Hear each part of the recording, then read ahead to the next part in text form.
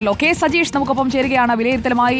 Sajeesh, good evening. കോടതി വിധി നമ്മൾ എടുത്തൊന്ന് ആകെ പരിശോധിക്കുമ്പോൾ വിജിലൻസ് അന്വേഷണം നടത്തി ക്ലീൻ ചിറ്റ് നൽകിയ റിപ്പോർട്ടാണ് പുറത്തു വന്നത്. തേക്ക് മുറിച്ചു കടത്തി, ഷാജൻസ്കറിയിൽ നിന്ന് 2 കോടി വാങ്ങി, സ്വർണ്ണക്കടത്ത് കേസിൽ ഇടപെട്ട് സാമ്പത്തിക ലാഭം ഉണ്ടാക്കി, കവടിയാറിൽ കോടിക്കണക്കിന് രൂപ മുടക്കി, അനധികൃതമായി വീടുണ്ടാക്കുന്നു, ധനസമ്പാദനത്തിൽ ക്രമക്കേട്, ഇങ്ങനെ 5 പരാതിയാണ് പി വി അൻവർ കൊടുത്തത്.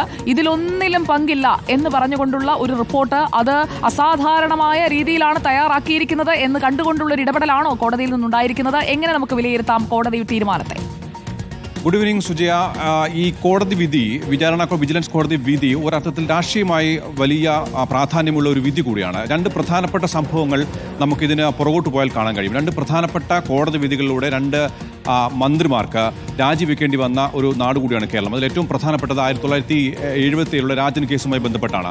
അതിനുശേഷം ബാർക്കോഴ കേസുമായി ബന്ധപ്പെട്ട് ഹൈക്കോടതിയുടെ ഭാഗത്തുണ്ടാകുന്ന നിരീക്ഷണം, അതുപോലെ തന്നെ പ്രാധാന്യമുള്ള ഒരു പരാമർശമാണ് ഈ വിജിലൻസ് കോടതിയുടെ ഭാഗത്തുണ്ടായിരിക്കുന്നത്. അതായത് ആ 2 കോടതി വിധികളുടെ പശ്ചാത്തലത്തിൽ 2 മന്ത്രിമാർ രാജിവെച്ചിരിക്കെ വേണമെങ്കിൽ മുഖ്യമന്ത്രിയുടെ രാജി ആവശ്യപ്പെടാൻ എല്ലാ അർത്ഥത്തിലും പ്രതിപക്ഷത്തിന് അവകാശമുണ്ടായിരിക്കെ ആ ഗൗരവമുള്ളൊരു വിധിയാണ് വിജിലൻസ് കോടതിയുടെ ഭാഗത്തുണ്ടായിരിക്കുന്നത്. 1977 അന്നത്തെ ഹൈക്കോടതി ഡിവിഷൻ ബെഞ്ച് സുബ്രഹ്മണ്യൻ പോറ്റിയും ഖാലിദും അടങ്ങിയ ഡിവിഷൻ ബെഞ്ച് പറഞ്ഞത് കെ കരുണാകരൻ കള്ളം പറഞ്ഞു എന്ന് പരോക്ഷമായൊരു രീതിയിലാണ്. അതായത് വാദി നൽകിയ സത്യവാങ്മൂലത്തിന്റെ എതിർ സത്യവാങ്മൂലത്തിൽ കെ കരുണാകരൻ പറഞ്ഞ കാര്യങ്ങൾ സത്യത്തിന് നിരക്കുന്നതല്ല എന്ന രീതിയിൽ ഒരു പരാമർശം മാത്രമാണ് ഹൈക്കോടതിയുടെ ഭാഗത്തുണ്ടായിരിക്കുന്നത്. അന്ന് ആ വാദം ഉന്നയിച്ചുകൊണ്ടാണ് പ്രതിപക്ഷം വലിയ ശക്തമായ പ്രക്ഷോഭം മുന്നോട്ട് വയ്ക്കുകയും അതിന് പിന്നാലെ കെ കരുണാകരൻ രാജിവെക്കേണ്ടി വന്നത്.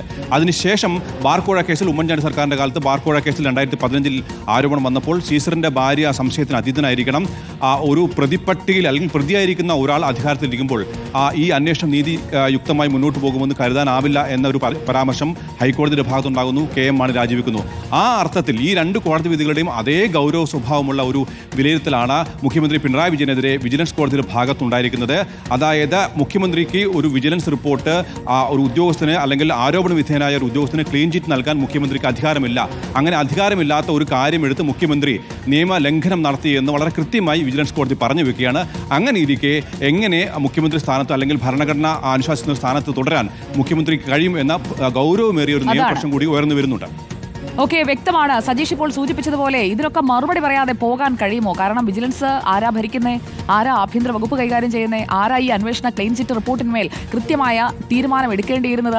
ആ ചോദ്യങ്ങളെല്ലാം മുഖ്യമന്ത്രിയുടെ നേരെ പ്രതിപക്ഷം ഉയർത്തി തുടങ്ങിയിരിക്കുകയാണ്. ഇന്നലെയൊന്നും അമാന്തം ഉണ്ടായിരുന്നു, പക്ഷേ ഇന്ന് കൃത്യമായിട്ട് ട്രാക്കിലേക്ക് പ്രതിപക്ഷം എത്തിയിട്ടുണ്ട്. അപ്പോൾ ഇതിനുള്ള മറുപടി മുഖ്യമന്ത്രി പിണറായി വിജയൻ പറയുമോ എന്നതാണ് അറിയേണ്ടത്.